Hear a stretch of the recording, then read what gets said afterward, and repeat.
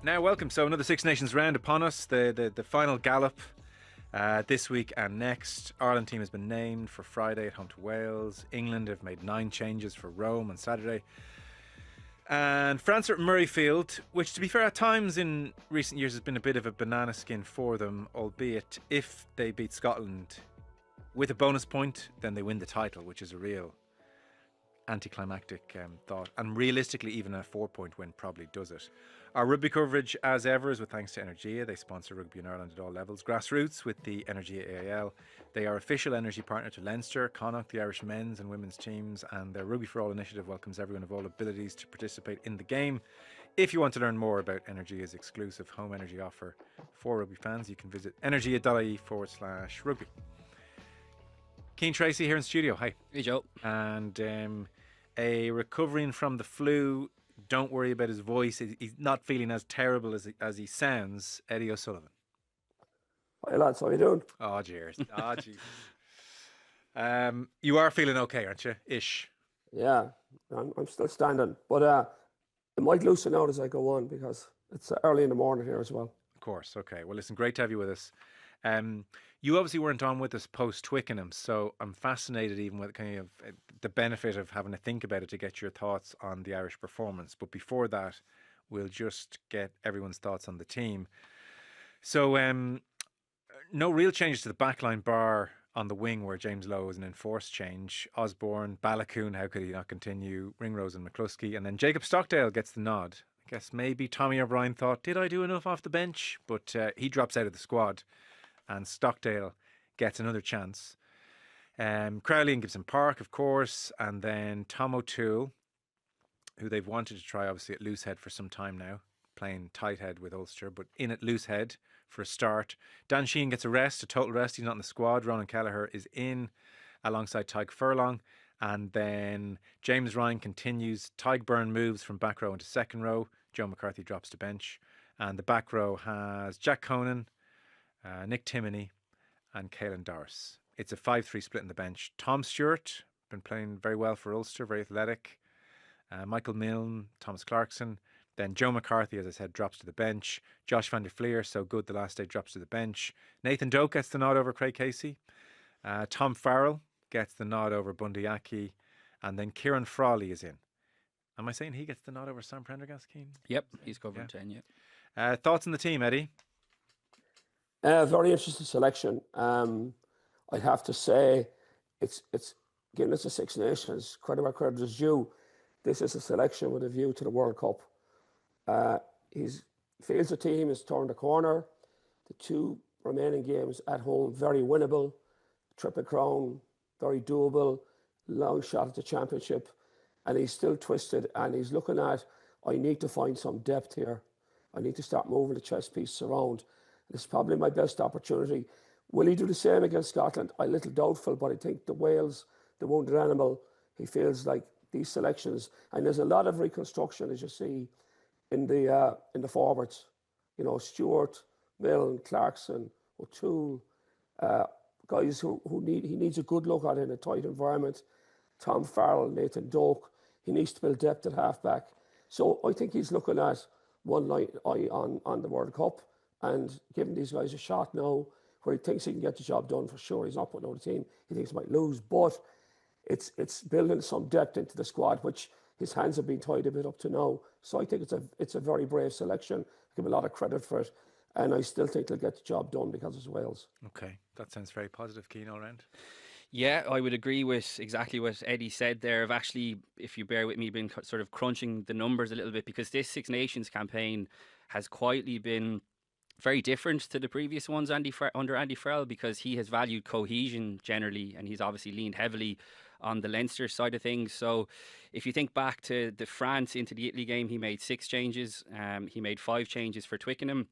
It's 5 changes again now. That's 16 changes, which is a hell of a lot, again, for a coach who values cohesion. By the end of this weekend, Andy Farrell will have used 33 players. He will have handed out 10 Six Nations debuts. I won't list them all off. 2 full debuts to Edwin Adogbo and Nathan Doak, who's going to make his debut off the bench. And like you said, Joe, Tom O'Toole, who is a tight head, is now going to start his first game at loosehead. So if you put all of that into the pot together, I totally agree with Eddie. I think this is one eye on what's coming down the track at the World Cup. Like, that is a lot of changes. There's a lot of opportunities being handed out to guys who, you know, have generally taken their opportunity, Paris aside. I know Andy Farrell's hand has been forced a little bit in terms of injuries to the back three in the front row, but I think that's been a blessing in disguise because, like I said, by and large, the guys who've come in have been excellent. So I think this is a very different sort of feel to an Ireland Team of Six Nations campaign, but in the long run, they could be all the better for it. Eddie, just on Stockdale. So sometimes you need a bit of luck and you need an opportunity, and James Lowe's misfortune is his. Farrell himself, pretty much, when he was asked about the O'Brien and Stockdale coming out of the team after France for the Italy game, he certainly didn't put any kind of sugar on it. He said, "Look, this is not just rotation; it's about more than rotation." So he didn't love what he saw from both. Tommy O'Brien gets the nod on the bench. Twickenham gets to come off and kind of restate his credentials, and now he's given Stockdale another run. I'm sure Tommy O'Brien's kind of thinking, "Geez, did I not show I can do a bit of a job in the left wing?" But it does feel for Stockdale that, you know, patience won't last forever here. Feels like a really big day for him. It's probably the last chance alone for Stockdale. If he has a bad game on the weekend, I think his goose is cooked for the World Cup, to be honest. To be fair, the guy has pedigree, you know. He's been unlucky, he's been out of form, he's lost out. He got his chance in Paris, we thought, and he fluffed his lines. And you think, might be no way back from him. But credit to Farrell, he's not writing them off. Now, if I was Tommy O'Brien, I'd be apoplectic because O'Brien came off the bench and basically he's up Twickenham. And Brian has said to himself, well, why is he giving this guy who would take my shirt off me another shot? You know, so it's very frustrating for O'Brien. Like, if I was O'Brien, I'd be furious because O'Brien really did what he was asked to do off the bench. He was outstanding. He made a huge impact on the game. And the guy who could eat your lunch now was getting a shot on the back of that. So that's pretty frustrating. But I would say that's Tommy O'Brien's position, as any player would. But a bigger picture is, I'd say, Farrell is saying, I think Stockdale has it, but I just need him to prove it to me. And if he fluffs it now, I think that's the case closed. So there's massive pressure on Stockdale. If Stockdale fluffs these lines again on the weekend, I'd say it'd be a long road back to the World Cup for him because there could be a lot of injuries. So I think this is probably the conversation that's been had with Stockdale. Look, Jacob, this is your shot here. Either take it or you don't. And how significant is it that he has a left foot and Tommy O'Brien doesn't? It's a plus because if you think of it, how we exit with Lowe all the time. No, his left foot isn't as cultured as James Lowe's, but it's a very good exit strategy on that side of the field. It takes massive pressure off the 10. And that pass is so deep from Gibson Park and Casey even, is that it doesn't matter that the opposition know they're going to the pocket on Lowe. Now, it would be interesting to see if Stockdale's as comfortable as Lowe in that pocket, because his foot is not as cultured. I would say the ball is not as quick from hand to foot. But having said that, it's still a good exit. But I don't think that's the real reason. I think this is Stockdale's chance. Okay. It's a bonus that he's got a left peg in him. There's other ways to exit without a left-footed winger. Other countries do it. It suits Stockdale to be in there to do it. But I think there's a bigger picture here on Stockdale.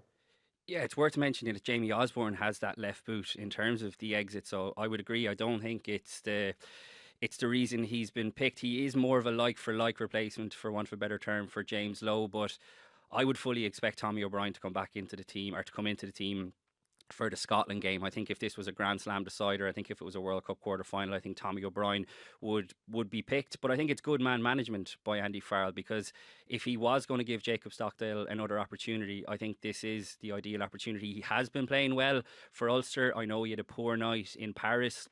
He wasn't the only one. He was the one who got bombed out of the team along with Tommy O'Brien, but Tommy O'Brien got his opportunity in Twickenham, came off the bench, like you said, Joe, and took it. So I would imagine Andy Farrell is having a very similar conversation with Jacob Stockdale now, that, look, you've been out of the team, you're back in, and I agree with Eddie, it does feel like a big opportunity for him to stake his claim ahead of the World Cup. But I think Tommy O'Brien will come back into the team. Like, Jacob Stockdale would have to shoot the lights out, I think, this weekend for Tommy O'Brien not to come into the team. We mentioned Tom O'Toole then. We've talked a lot about loose head this championship. So club level, tight head. Yeah. And Ireland are trying to utilise him at loosehead. Has he done any, like, down the years? Was he ever initially a loosehead and then moved to tight head club level? Like, has he been back and forth kind of thing? He played a little bit underage. He was actually up for media the week of the England game, so we were asking him about it. He played a little bit underage. It's quite a curious scenario because it's not something that Ulster have been keen to go down the road of. They see him primarily as a tight head, but it was John Fogarty, the Ireland scrum coach, a couple of years ago who broached the subject with him, because we're seeing it more and more. Like, look at the South African props, guys who can switch across. Now, he's done it in the last 2 games off the bench. Worth pointing out that Jeremy Lockman misses out this weekend through injury, so that's obviously put him into the starting role, and he's done quite well. He helped lock out the scrum against Italy. I know there was a couple of issues in the scrum against Italy, but it's a big opportunity for Tom O'Toole, because if he wants to get into the World Cup squad, again, we're looking one further down the line. I think if he can play both sides of the scrum, that is going to be a massive plus in his favour. And also, quick point, Joe, on Ulster. This corresponding fixture last year in Cardiff, if people remember, Ulster didn't have a single player in the matchday 23. It was a big talking point at the time. They now have 7 in the matchday 23 in the space of a year. It's quite remarkable, really, and it's testament to the job that Richie Murphy and his coaches are doing up north there. Yeah. Testament to the job and the form they're in. And Eddie, I mean, I have heard it said as well, the type of rugby Ulster are playing also lends itself to what Farrell wants them to do. I don't know how much truth is in that latter point. Yeah, no go about it. Ulster, for the last number of years, have had very good backs and have underutilised them. McCluskey has always been a standout for them. So I think there's a reflection there that that they're playing a style of game that's more akin to Ireland. They're confident at the moment. They're on a bit of a roll. So you're seeing that reflected in the selection, which is fair. Fair play again to Farrell. Hats off to him. I think the Tom O'Toole discussion is I think this could be his shift in his career, because it's definitely, well, I'll put it this way, it's much easier to move from tight head to loose head. Extremely difficult from loose head to tight head. And in the modern game, it's been thus. Let's not forget, the famous Peter Clohessy started as a tight head for Ireland, ended up finishing his career at loose head when John Hayes came into tight head. Andrew Porter was a tight head, moved to loose head. So this is not unprecedented. It's not new territory. And O'Toole may very well turn out to be Ireland's number 2 loose head. You don't know how that plays out. Again, big opportunity for him. And I would say it's unlikely you'll see props going the other direction. So to me, it's not a snap your head back moment that Tom O'Toole is playing loose head. And it's a great test for him. If he comes through this, it's more depth in the squad. He can play both sides. It's just, again, broadening the base of your player skill set. It's a good, smart move by Farrell to do this. Any word on the grapevine, Cian, on Bundy Aki? There was kind of an expectation. He'd go straight in, maybe as like number 23, people felt. Yep. So Tom O'Farrell gets the nod. Is this extra little bit of punishment for the discipline? Is this you haven't been playing very well, and I'm making a decision to go more with form over names now, or are you hearing much through the grapevine? I would say it's all of the above, and also Tom Farrell was one of 11 players sent back to play URC last weekend and was probably Munster's best player, and he has done very well the few times that he's been called upon to play for Ireland. And again, I go back to that sort of man management piece, that I think this is very smart by Andy Farrell to give Tom Farrell his opportunity. He's been in holding tackle bags for the first few weeks of Six Nations camp. You'd imagine he's obviously training well if he's getting his opportunity, and it does probably send out another little message to Bundy Aki. Again, if we're talking about a potential Triple Crown showdown next weekend, and if Andy Farrell does go with a 5-3 split, I wouldn't be surprised if Bundy Aki is recalled. He's still very much firmly part of Andy Farrell's plans, despite the sort of uncertainty about his future. One for you, Eddie. So Doak is in ahead of Casey. There's a general kind of sense against Italy, albeit, well, getting smashed in the face, practically breaking your nose when you were, standing there, wasn't probably very helpful. But there's a sense, Casey didn't massively state his case against Italy. Doak has been playing well at Ulster. At times we've talked about the gap between Casey and Gibson Park. How big is it? Maybe Casey needs to be looking over his shoulder here ahead of Doak, or how close is that race? We'll know on Saturday, actually. Right. If Doak gets a good 20 minutes into the game and he gets a good rattle. But I still think Farrell has got to look at, I need a third scrum half here. I mean, Conor Murray's gone, and there's been no one step into that third shirt situation.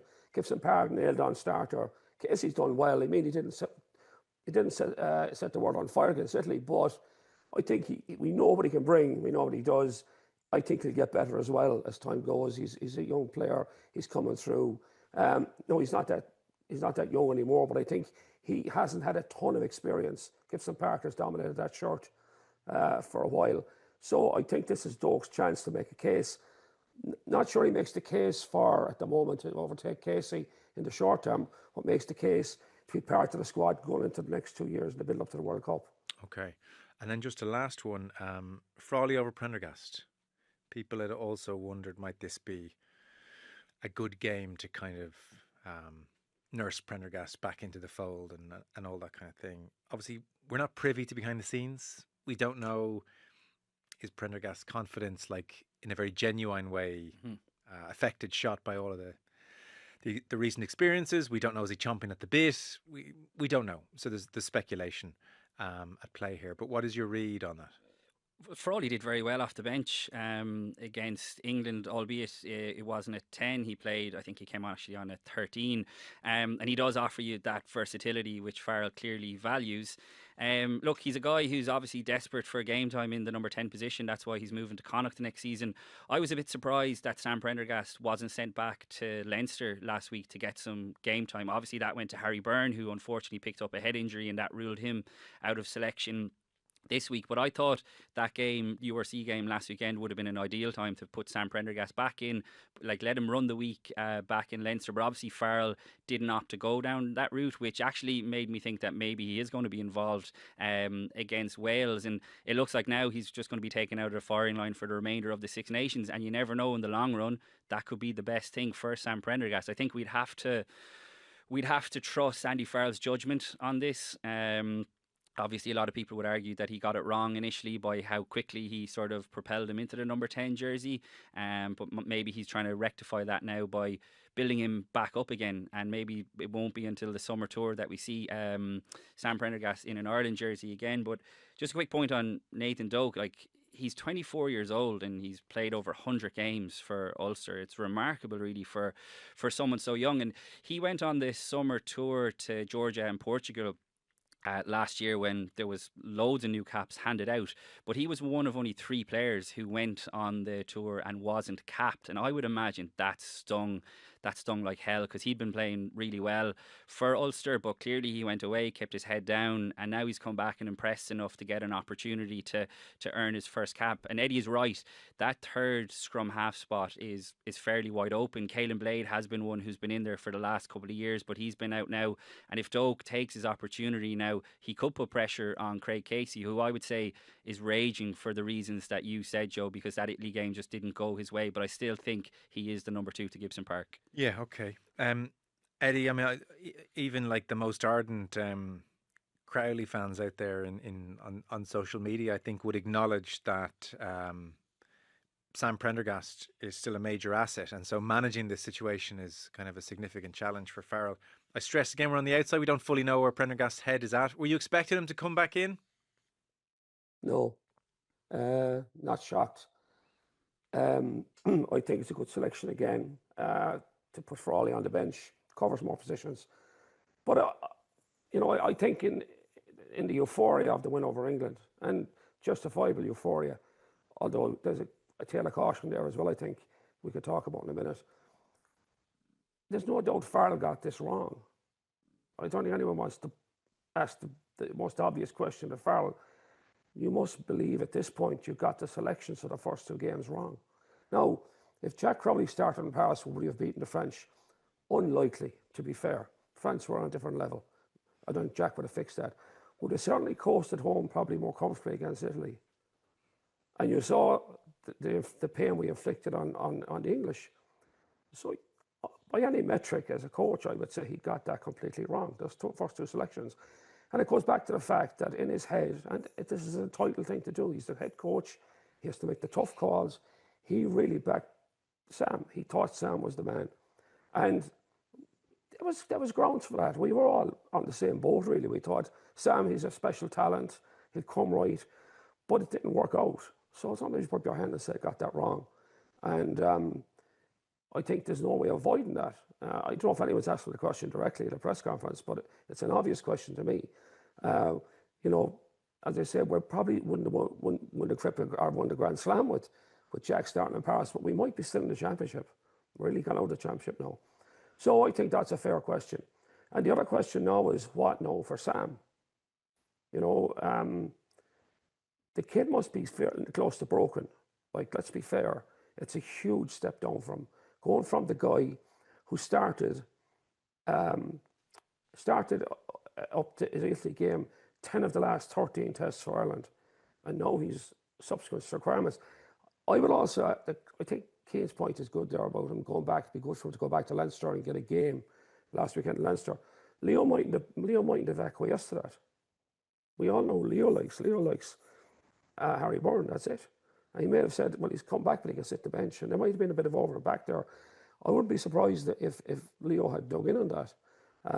No, I don't know. I'm just speculation on my part. But I have to say that the worrying thing is how does he build Sam Prendergast back up now? And you still have Harry Byrne making his case for Leinster. Like when the end of the season plays out here and we go back to the Champions Cup and the URC and he's back in Leinster and Harry Byrne is still starting. And Jack Crowley is playing his trade in Munster. It's very hard for Sam Prendergast to get on the horse here and take control, which is kind of what he needs to do. So I think there's a good discussion around that. I'm sure it'll be picked apart after the championship. But I think Andy Farrell has probably saying to say he got the selection of Sam Prendergast wrong for the championship. Now, you can say you're playing Monday morning quarterback on that.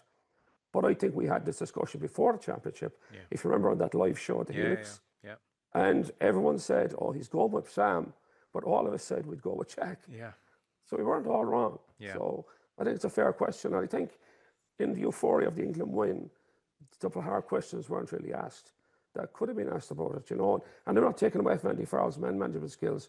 He's obviously exceptionally good at managing players. And we give him the benefit of the doubt. But I think on this one, he has to put up his hand and say, yeah, I got that one wrong. Probably pushed them in too soon. That's my take on it. So give us your take then. Euphoria has faded. Give us your take on Twickenham. I thought it was a fantastic performance. No question about it. Again, we kind of unpacked it a bit before. Said, what do they need to do? They need to get to the edges. They need to speed up the game. They need to keep the ball in hand. They need to be more accurate. Tick box, tick the box, tick the box. Everything. Superb. I thought the game plan was excellent. Really worked the edges a lot. Three of our back three all scored tries. Massive line breaks, okay? England struggling. And we knew, as I said as well, if England get behind, they cannot come back. They're not a come from behind team. And the game was over after 20 minutes. I know you want to say that when you're watching it because you'll never know. But you couldn't see a way back for England. And once we scored after half time, it was about how much we were going to win the game. So, magnificent performance. I don't take anything away from it. But let's step back now. I thought England were abysmal. And with a capital B, you know, I mean, so I know to spend abysmal, I'm only joking. But, you know, they were absolutely abysmal, to be fair. I mean, 4 of our tries, and I don't want to say, oh, you're taking away from the performance. Like McCluskey's break up the middle for Balakun's try, shocking defence. Balakun's break for the O'Brien try, shocking defence. JCT stuff. Doris's break, Gange's attempt to tackle, like it was like I call a saloon door tackle, just waved him through, you know. And then in fairness, Gibson Parks, quick tap, smart thinking, not one English player responded. So this was about as bad as I've seen England play. I mean, I'm trying to, off the top of my head here, they got badly beaten in Twickenham by France a few years ago, didn't they? It was absolute shellacking. But that was right back there, and it was huge. So you have to weigh that against. Here's a metric you could throw in, and again, it's, you know, let's see what you think. But if we played that well against France, we wouldn't have scored that many points. France would not have given up 4 of those tries, maybe 1, maybe 2, not 4 of them. So you have to temper, you know, the success of that performance. And it was in Twickenham. It was Six Nations. We took them to the woodshed. I don't want to take anything from that, but that would not happen against France. And that's your benchmark now. And look at England now. Where are they? We said it before the game. If we beat England in Twickenham, It could be a turning point for us, but it will be disaster for England. They're in a shambles now. They have no idea where they're going. They're back to root and branch stuff. So I would say magnificent performance. Hats off under a lot of pressure, and that's part of it too. You go there, you're away from home, you've got to deliver, and you pull out a performance like that. But you have to say England were just brutal, and I think you have to factor that into it. If we are playing France tomorrow, you would say we might have a chance here, but you still wouldn't think we'd take them. Yeah. I think we're not there yet, and I say that on the balance of probabilities against what we saw in Twickenham. So Eddie there, King kind of talked about Twickenham. It's very hard to like you make fair points on England and fair points in Ireland.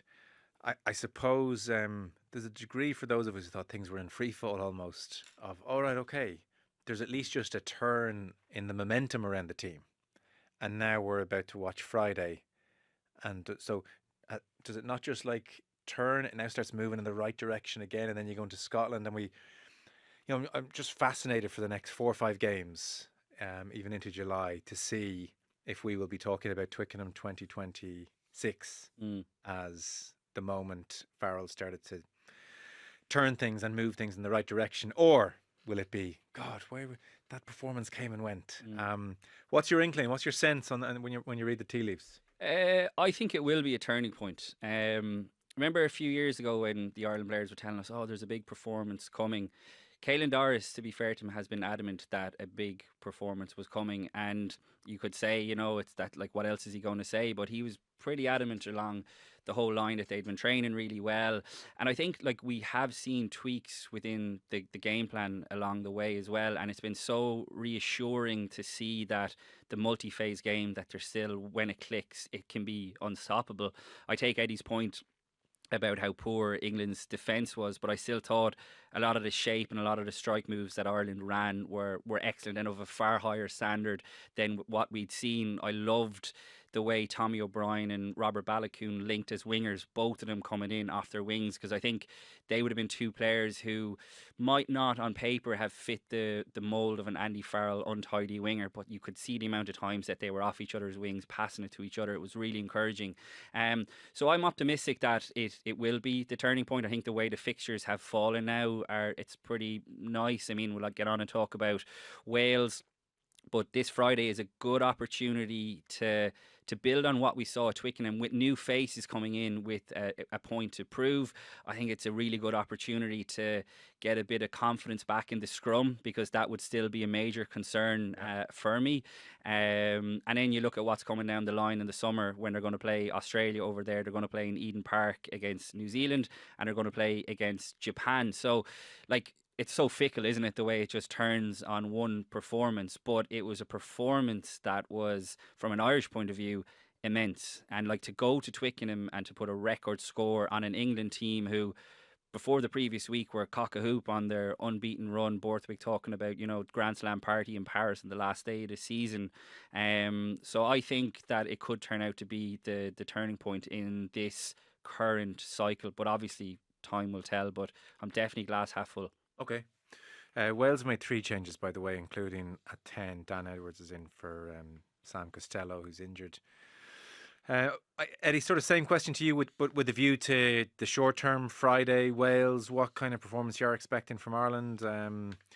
Like, it's, you mentioned even the accuracy being back a little bit against Twickenham, and it was kind of just a relief, because at the moment there's a climate where you kind of feel, God, if you make more than 2 or 3 passes anywhere outside the opposition 22, it's a fool's errand, and that side of the game is a waste of time now. And I appreciate Ireland kicked the ball for double the metres of England. Like, they absolutely kicked the ball, but just that kind of phase play there was something familiar about it again. Yeah, I think they got into a good rhythm as well. I think the result in Twickenham, I agree. I do agree it's a turning point. It has to be. There's no other way out of it. If you can't build on that, you're in big trouble. I think there's a confidence issue as well. I mean, they never want to admit their confidence is draining. No team does, but you'd have to think after Paris and Italy, things were getting a bit wobbly. So definitely it's a shift in momentum. I think it's a shift in confidence, and maybe it's a shift in the strategy. They're getting to where they want to be. Now, that said, Wales is a team that we shouldn't have any problem with it on Saturday. I mean, or on Friday night. It's absolutely winnable. And I guarantee you, if for some strange reason we lost, we'd be unpacking this as to what we screwed up on. Like, we have to screw up here to lose. We have to do something really bad. We've got our set pieces to fall apart, or we have a tumble of turnovers, or we get a red card or something. Like, so it's really within our control. I mean, Wales, I guess they're playing in Cardiff. I give them a chance, but they never deliver that well away from home. They're a home team. They play above themselves. And I think coming to Dublin, they're kind of like rearranging deck chairs on the Titanic a bit, you know.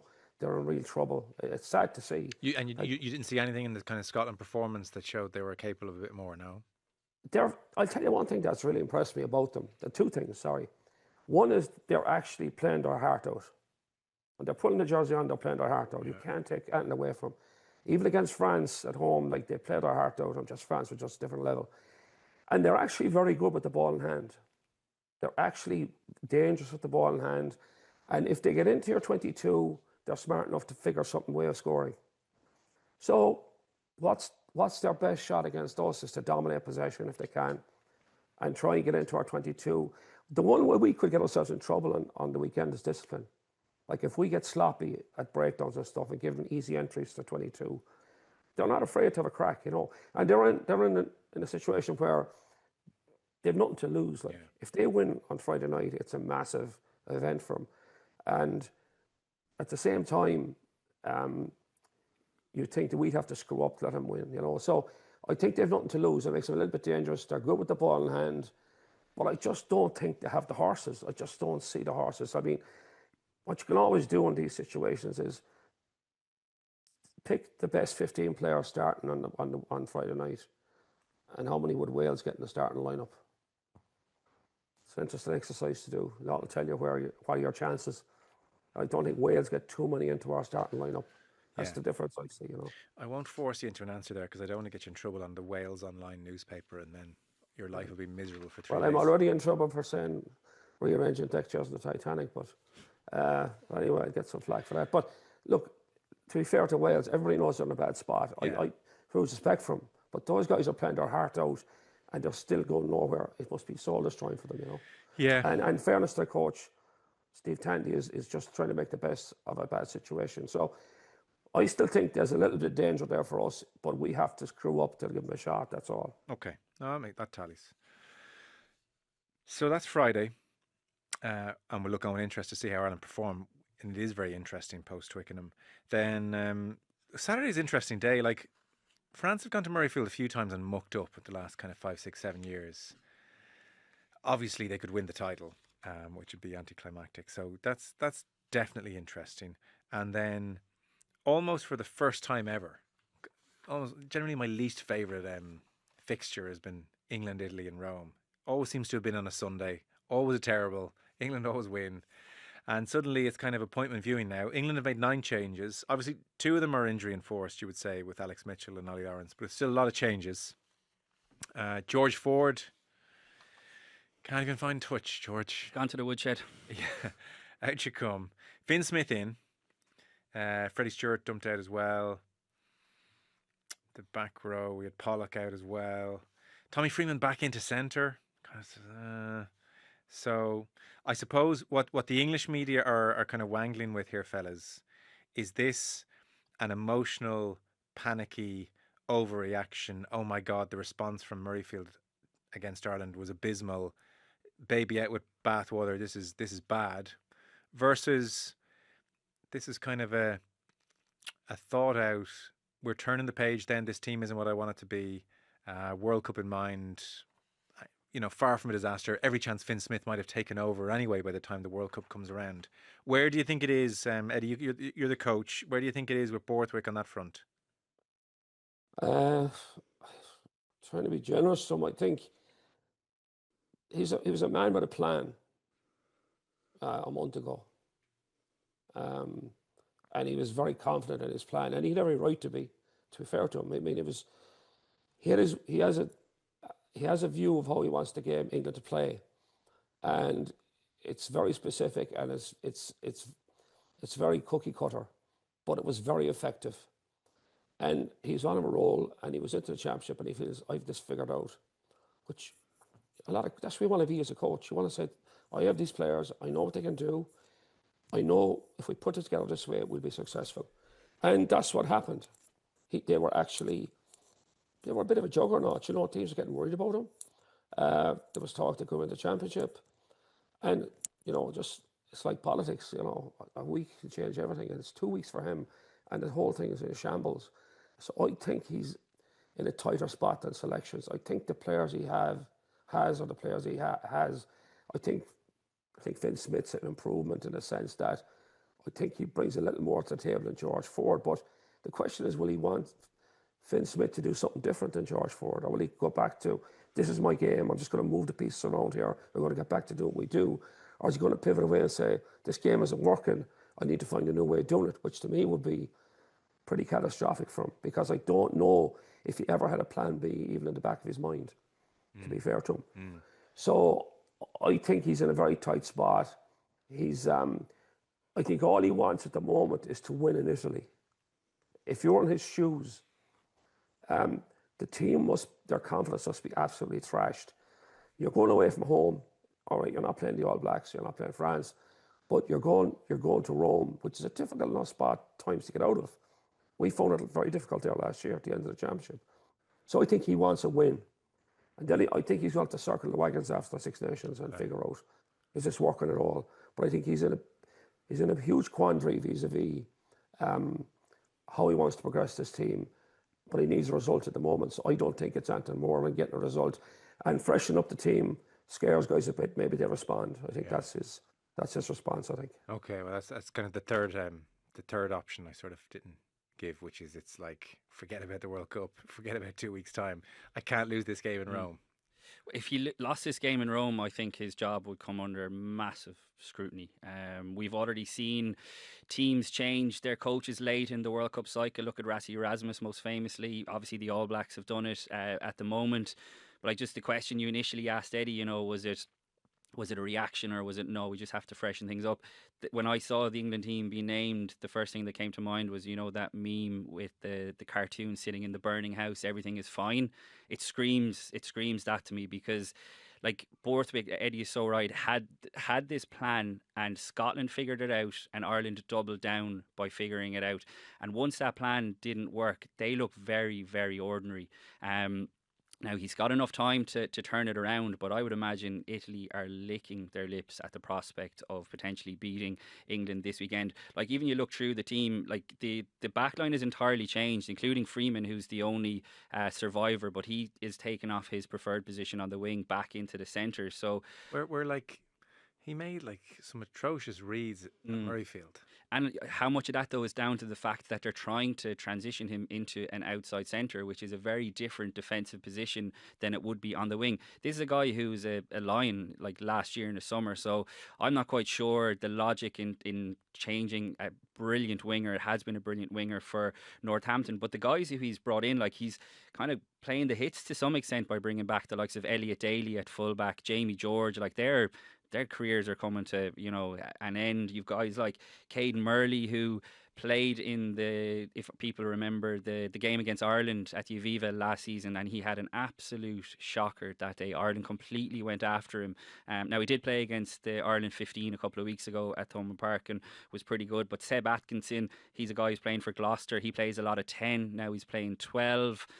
So like, they're not exactly star names that you're listing off that Borthwick is looking for from a response. Tom Roebuck, he hasn't had a great Six Nations either. He comes back in. So it is a huge game for England, but it's an even bigger game, I think, for Borthwick's tenure as England head coach, because if he had the embarrassment of going to Rome, losing 3 games in a row, I think he will come under enormous pressure, because I think a lot of people in England are unimpressed by Borthwick. Like, he's not a very impressive character in public, but as long as the team are winning, I think that's fine, and it papers over the cracks a little bit. But even in the press conference a couple of weeks ago in Twickenham after Ireland beat them, like, he just doesn't inspire confidence. And I don't know what he's behind the scenes. Maybe he's very different. I don't get the sense that he is. It's this a point that I've made on a couple of pods now. He went and got Lee Blackett, who is a highly renowned attack coach. He went and got him from Bath. Blackett was one of the great things that Johan van Graan did as a head coach, because he kind of was the yin to his yang. But he's got Blackett in, and we haven't seen any of that attacking imprint at all, because he wants to play Borthwick ball. But now that he's picked the likes of Finn Smith, I think Eddie makes a really good point. Is Finn Smith going to be asked to play like he plays for Northampton, which is scintillating attacking rugby, or is he going to be asked to play Borthwick ball in the same vein as George Ford? So these are the big questions that are hanging over England. And like I said, Italy are waiting in the long grass. Okay. I don't think they can play like Northampton, Joe, to be honest. And Cian's point there, will he play Borthwick ball or Northampton? Northampton are probably one of the best attacking teams in the Premiership. Wonderful to watch. Sam Vesti's done a phenomenal job there. But even if he wanted to play like Northampton, when you put Tommy Freeman in the centre, that's the end of that conversation. Like, Tommy Freeman is no more of a centre than I'm an astronaut. Like, let's be fair. Like, he struggled there manfully. But what Borthwick likes about him is very simple. He's an incredibly powerful ball carrier. Yeah.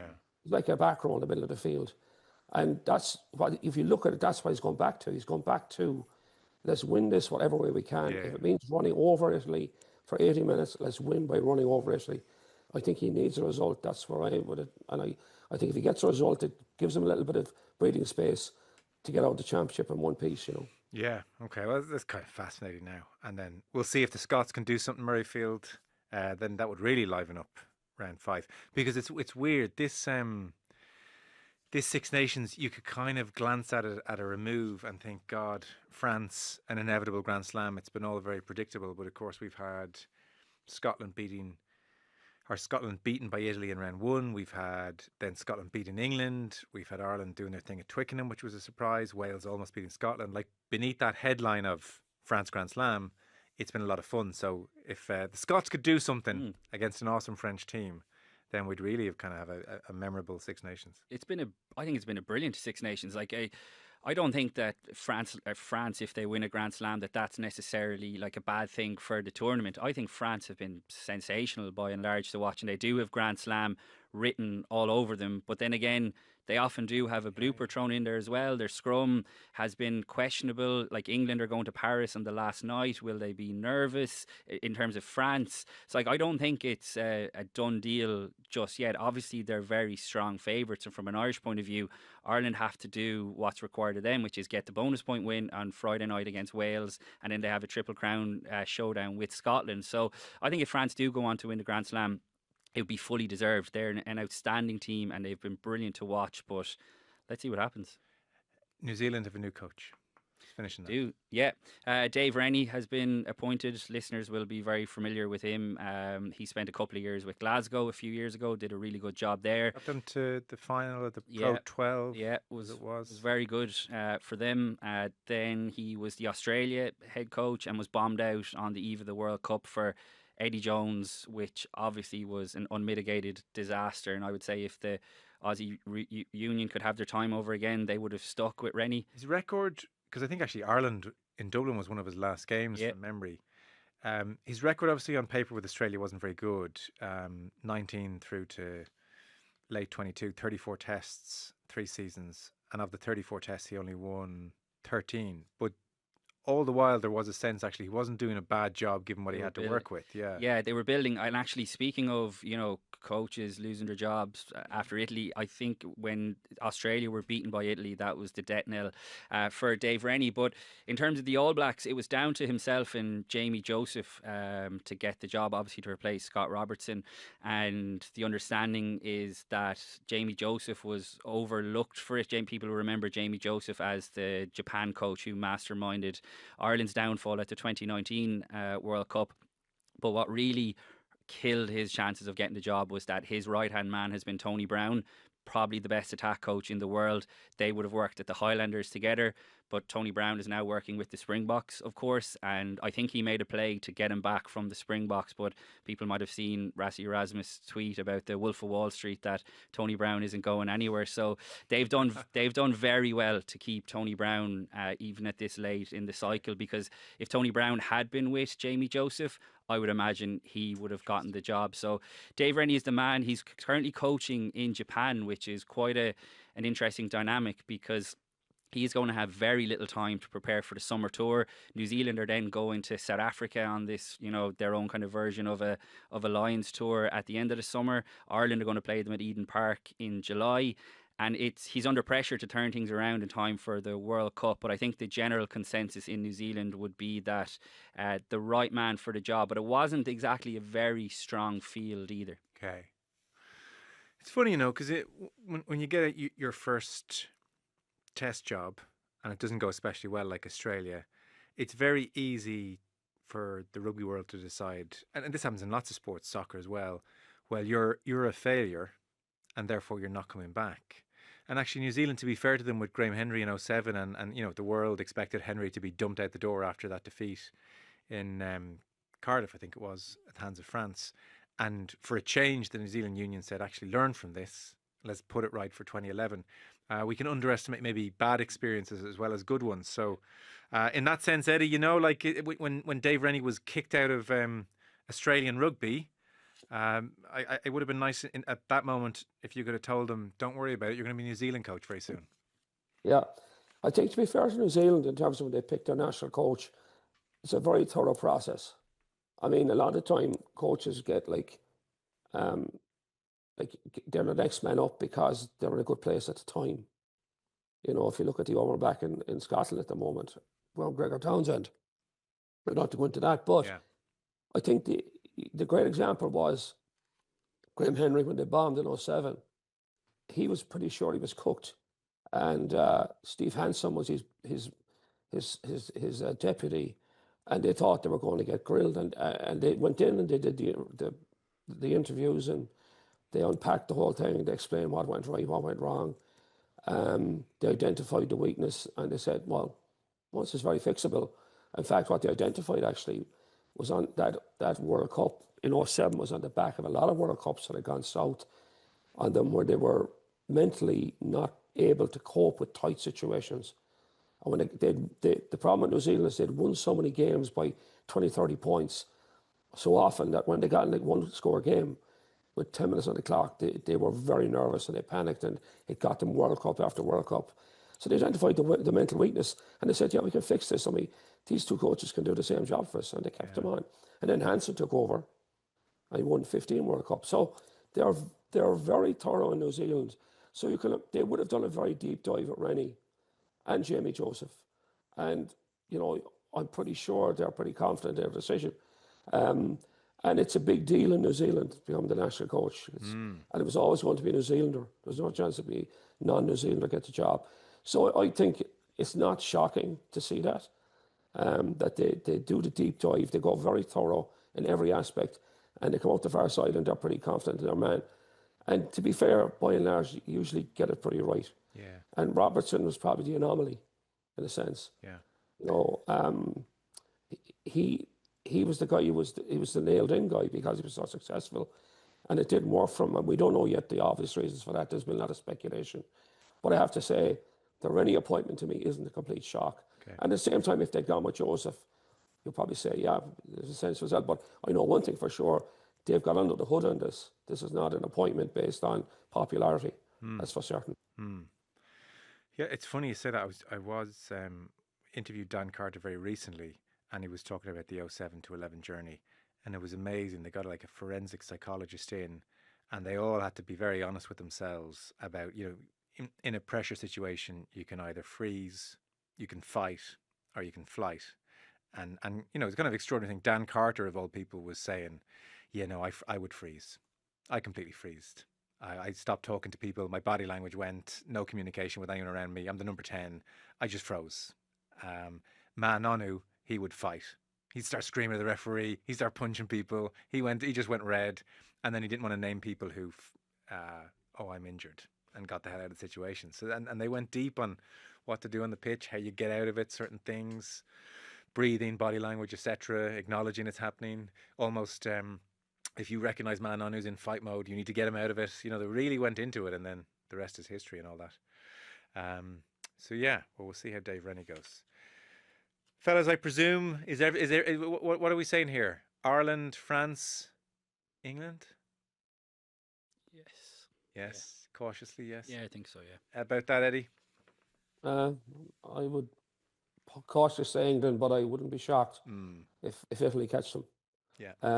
But again, I always go back to how important is the game for Italy and how important is it for England. I mean, this could be the end of Borthwick if he was to lose on Italy. So it's a do or die one for him. But are all the players willing to die from, based on there's been so many changes now? That's the thing. And do they love the It's a rugby they're tricky one. playing, and do they stick with it? Yes, we'll see. Scotland could give France a good game, I think, as well. Like, they have the weapons to potentially hurt them. The big issue for them will be up front, but they were very good in the air in that win over England, which Ireland obviously weren't against France. So they definitely have the back line to hurt France. I hope it's a proper shootout, like tries galore. It's set up to be a good Saturday for sure. Okay. Fellas, great stuff. And by the way, just to mention, the Irish Independent are running a survey at the moment across the entire podcast network. Only takes a minute to complete. We want your feedback. And when you take part as well, you get a chance to win a €500 one for all voucher. So just head to mypodcastfeedback.com and then enter the code RUGBY and just tell us how amazing we are. That would be very helpful. Cian, Tracey, thanks very much. Eddie, rest up, rest that voice. Thanks a mil. Thanks, guys.